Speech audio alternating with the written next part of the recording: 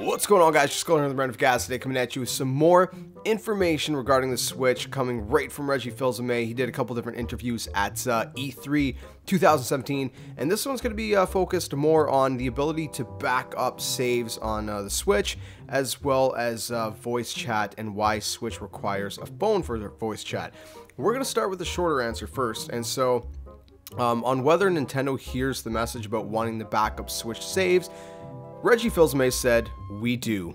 I can't say there's a solution coming, but we do hear the message." And that's literally all he said. So if you want backups to like cloud saves rather, for Switch, he says that he can't say there's a solution coming. So does that mean they're not working on it? Does that mean, maybe they're considering, the possibilities and then we'll work on it? I don't know. It sounds more like they're probably not working on it at this time. But hopefully later on, because backing up saves, man, it's crucial, especially nowadays. It's crucial. It's crucial because you never know what happens with technology. You have to send it in for repair, lose your saves, or whatever happens. Anything can happen with technology. So as far as Nintendo Switch's voice chat goes and why you need a phone to voice chat with the Switch, this is what Reggie Fils-Aimé had to say. He said, "We actually think that the phone is going to deliver a better, more robust execution in terms of the APIs that we can build into an app, the fact that phones are more ubiquitous, the fact that it allows us to do much more rapid improvements and updates to the service. That's why we think a phone execution, and specifically a mobile app execution, is going to be better for the consumer." He says, "So let's be clear. What you've seen is the execution by one particular supplier. That is not going to be the only solution." I'm not 100% sure what he's referring to. Maybe the Splatoon 2 headset. I'm not 100% sure. Then he goes to say it's going to require a phone. It's going to require a mobile device and be delivered by an app. So I don't know. His response, is a little bit odd, but at the same time, I can imagine that it makes sense. Obviously, I don't develop apps. I don't know the process for it. I don't know the process for developing any kind of system or mechanics for an operating system. I don't know any of that kind of stuff. I create content. That's what I do. But I can imagine that what he's saying, makes sense. That like he's saying, it's an app will allow them to do much more rapid improvements and updates, faster to the service.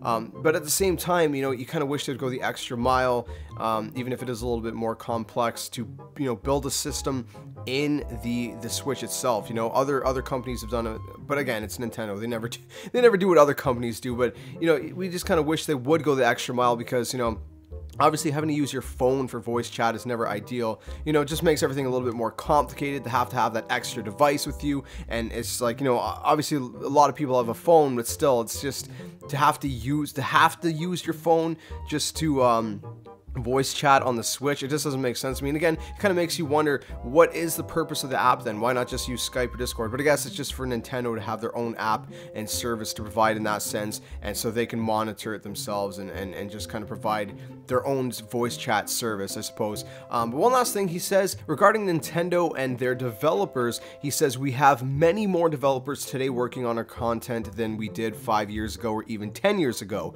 He says, "We've got that new development building in Kyoto, and that's full of hardware and software developers. So we have a lot more development staff than we did at the beginning of the Wii U generation, and certainly throughout the Wii generation." So they have way more hands working on Nintendo content, whether it's hardware related or software related, which is awesome because, that's going to ensure that we have a steady flow of first-party Nintendo content always coming at us. People are working, I'm assuming, on improving the operating system and innovating new hardware and things like that. So pretty cool stuff. But let me know what you guys think about all that in the comment section below. If you guys enjoyed the video, smash the like button, subscribe to the comment, share, and all that awesome stuff. And whenever we get more information and official news on some actual details regarding voice chat on the Switch, I'll be the first to let you know. Make sure you guys keep it locked here. Again, I'll catch you guys in the next video like always. Until then, game on.